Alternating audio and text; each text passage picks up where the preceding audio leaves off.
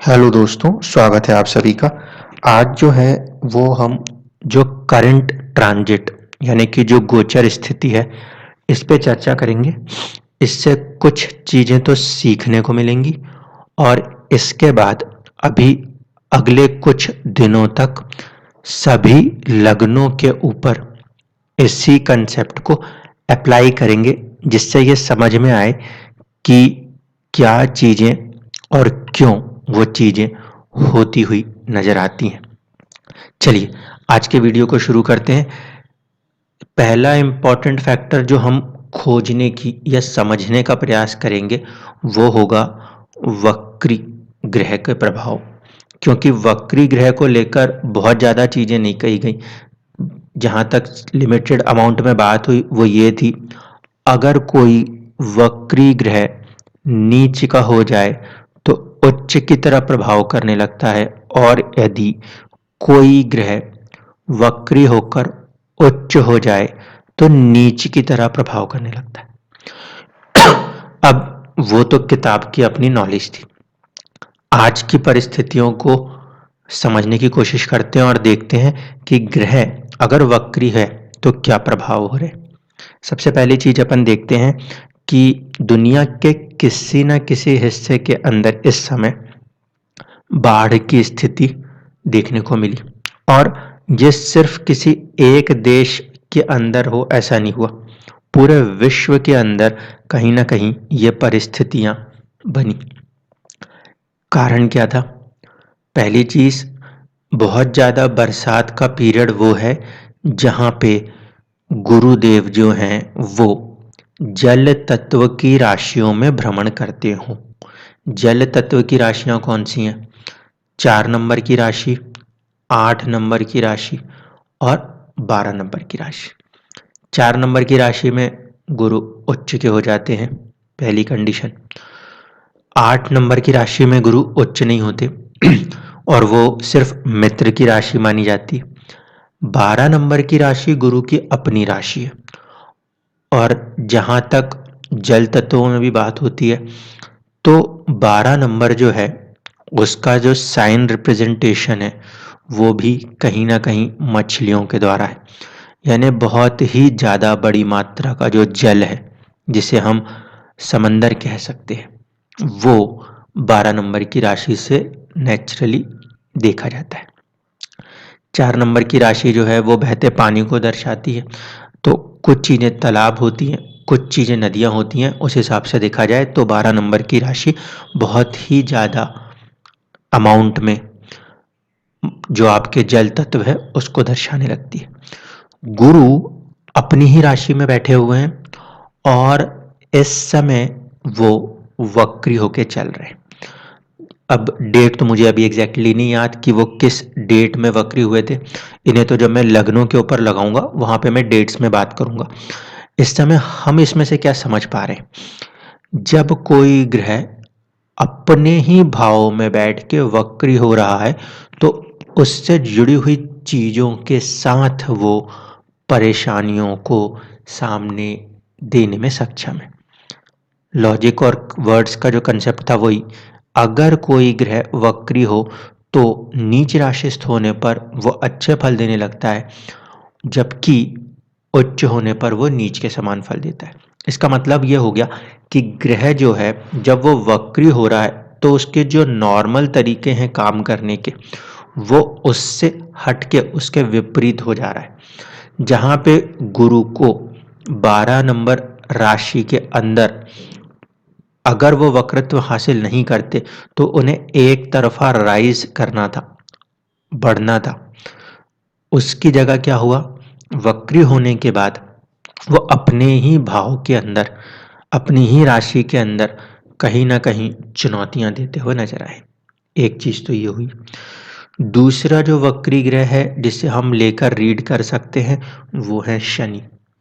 शनिदेव भी काफी लंबे समय से वक्री हुए और अभी भी वक्री हैं। गुरु का वक्रत्व तकरीबन तकरीबन नवंबर तक है और शनि जो है उनकी भी वक्री अवस्था अक्टूबर तक है। तो हम ऐसा मान सकते हैं, देखिए अलग अलग जगहों पर समय थोड़ा अलग-अलग हो रहा है, वो तो हम सब ने देखा। कोविड के पीरियड में भी सारे देश एक साथ ही कोविड में नहीं आए थे, कुछ पहले और कुछ बाद में आए थे। उसी तरीके से जो ये जल संबंधी, वर्षा संबंधी या बाढ़ संबंधी परेशानियाँ, इसमें सारे के सारे देश एक साथ नहीं आ रहे हैं। कुछ में पहले हो रहा है, कुछ में थोड़ा बाद में हो रहा है, इस तरीके से आप इसको ऑब्ज़र्व कर सकते हैं।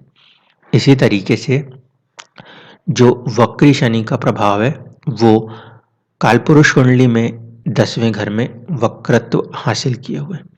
10वां घर जो है वो कहीं न कहीं राज सत्ता को दर्शाता है और भारत ही ले लीजिए या विदेश ले लीजिए, हर जगह पर कहीं न कहीं आप देख रहे हैं पॉलिटिकल ग्राउंड्स के अंदर किसी न किसी रूप में एक अनरेस्ट मौजूद है। क्यों? क्योंकि 10वां भाव जो है वो अपने आप में एक सत्ता का सूचक है और वहाँ के स्वामी वहाँ पर बैठ के वक्री हो रहे हैं। इसीलिए उस भाव के अंदर किसी न किसी प्रकार के अप्स डाउन्स किए जा रहे हैं। तो वक्री ग्रहों के प्रभाव को पढ़ते समय हमें इन चीज़ों को ध्यान में देना पड़ेगा कि जब ग्रह आपके कुंडली में वक्री होकर मिल रहे हैं, क्योंकि जो मैं बोल रहा हूँ वो किताबों में ऐसा लिखा हुआ नहीं है और रियल लाइफ से ही आपको ऑब्जर्वेशन से लेनी है। वक्री हुआ ग्रह जिस भी जगह पे बैठा हुआ है, उसकी स्थिति कहीं न कहीं जो नॉर्मल वे से काम होते हैं, उससे हटकर काम करने की। ये तो हम पहली चीज़ ऑब्ज़र्व कर रहे हैं। दूसरी चीज़ हम ये ऑब्ज़र्व कर रहे हैं कि वो ग्रह अगर स्वराशि का होकर वक्री हो रहा है, क्योंकि उस कंडीशन में तो वो फ्री विल है, वो अपना खुद से ही डिस्पोज़िटर हो जाएगा। इसलिए उस कंडीशन में उस पे कोई दूसरा ग्रह लगाम नहीं लगा पाता। इसलिए जब कोई ग्रह स्वराशि होकर वक्री हो जाएगा, तो वहाँ पर उस पर्टिकुलर हाउस से और उसके जुड़े हुए सिग्निफिकेंसेस के साथ भी आपको चुनौतियों का सामना करना पड़ सकता है। ये चीज़ हम इस समय के करंट गोचर से कहीं न कहीं ऑब्जर्वेशन में ला सकते हैं। आगे भी जाकर जब इस तरीके से ये गोचर्स में ऐसी सिचुएशंस बनती हों, वहाँ पे आप चीज़ों को ऑब्जर्व करने का प्रयास करिएगा। शनि पहले भी इस राशि में वक्री हुए थे, कुछ जगहों पे वहाँ पे भी अप्स एंड डाउन्स हुए थे और अभी फिर वो वक्री हैं। तो कहीं न कहीं सत्ता और आपको तेल जो है, जो कि शनि से रूल्ड है और वो राशियाँ जिन चीज़ों को कनेक्ट करती हैं, उन समानों के अंदर भी तेजी या मंदी के प्रभाव देखने को मिला करते हैं। बाकी ग्रह गोचरों की भी स्थिति को देख लेते हैं। बुध जो हैं वो इस समय अपने उच्च राशि में हैं और जो उनका डिग्री है वो 15 डिग्री से कम है, इसलिए अभी वो स्टेबल है।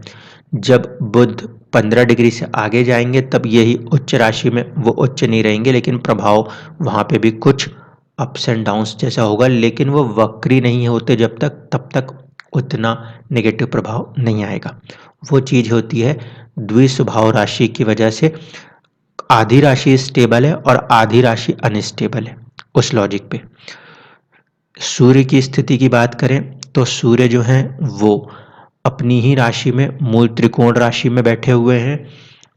काफ़ी हद तक पॉजिटिव है आप लोगों के अपनी कुंडलियों में, जहाँ कहीं पर भी 5 नंबर की राशि आ रही है, उससे जुड़ी हुई चीज़ों में कहीं न कहीं सूर्य जो है अपनी ओर से एक एक्स्ट्रा एनर्जी को प्रदान कर रहे हैं। राहु और केतु की बात करें, ये तो हमेशा ही वक्री चलने वाले ग्रह हैं। इनका प्रभाव इंडिविजुअल लग्नों में जो होगा, उन पे हम बाद में चर्चा करेंगे।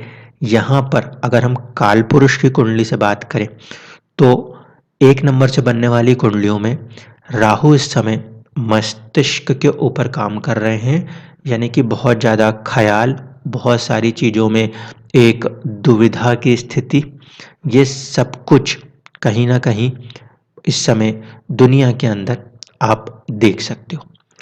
शुक्र का जो गोचर है वो डायरेक्शनल स्ट्रेंथ लिए हुए है, लेकिन वो जल तत्वीय राशि है। और दूसरी बात कि भोग विलास 2 नंबर की राशि से 3 घर आगे चल रहे हैं। तो पराक्रम और साहस की डिमांड ज़्यादा हो रही है भोग विलास को लेकर। इसको जब हम उस तरीके से लेकर आएँगे कि दुनिया के अंदर ये स्थिति कैसी हो रही है, तो हम इसको इसी तरीके से देखेंगे कि जब ये बाढ़ के हालात हैं, ये पॉलिटिकल अनरेस्ट के हालात हैं, तो जो भोग विलास क्या है, आपको दैनिक दिनचर्या में खाने-पीने के जो सामान हैं, वो चीज़ों के दाम बढ़े होने के कारण उसको हासिल करने में भी दुनिया के सभी जगहों पर कहीं न कहीं ज़्यादा पराक्रम, ज़्यादा मेहनत, ज़्यादा मशक्कत करनी पड़ रही है। और जब तक शुक्र का जो गोचर है वो इस 4 नंबर की राशि में रहेगा, तब तक ये चीज़ें बढ़ी हुई रहने वाली हैं। जब ये 5 नंबर की राशि में धीरे-धीरे आगे बढ़ेंगे, केतु के नक्षत्र से आगे आ जाएँगे, तो वहाँ पे जाकर हम देखेंगे कि थोड़ा-सा स्टेबिलिटी आपको देखने को मिलेगी सामानों को लेकर। मंगल की अगर बात करें, मंगल जो है वो 2 नंबर राशि में गोचर कर रहे हैं। अपने पहले घर यानी 1 नंबर जो राशि है वहाँ से देखें तो पॉजिटिव माने जाएँगे क्योंकि जस्ट 1 घर आगे हैं। लेकिन जो 8 नंबर की राशि है वहाँ से अगर देखेंगे तो 7 घर आगे हैं। इसीलिए मंगल के जो प्रभाव रहने वाले हैं वो काफ़ी हद तक मिक्स्ड नेचर के रहेंगे। अपनी एक पॉजिटिव राशि को सपोर्ट कर रहे हैं, इसका मतलब है दुनिया के अंदर जितने भी एंगर, एग्रेशन और पैशन के चीज़ें हैं उसको सपोर्ट मिल रहा है। साथ ही साथ जो 8 नंबर की राशि है, खोज की राशि है, रहस्य की राशि है, उस पे भी मंगल अपनी दृष्टि डाल रहे हैं। तो कहीं न कहीं नए रिसर्च और डेवलपमेंट्स की तरफ भी मंगल का प्रभाव है। दोनों राशियों के ऊपर काफ़ी ज़्यादा प्रभाव है, तो हम इसको इस समय ऐसा देख रहे हैं कि ज़्यादातर देश अपने हथियारों के अंदर बहुत तेज़ी से रिसर्च एंड डेवलपमेंट करते हुए नज़र आ रहे हैं। फिर चाहे वो अमेरिका हो, चाहे ताइवान हो, चाहे चाइना हो, इंडिया हो या रशिया ही क्यों ना हो।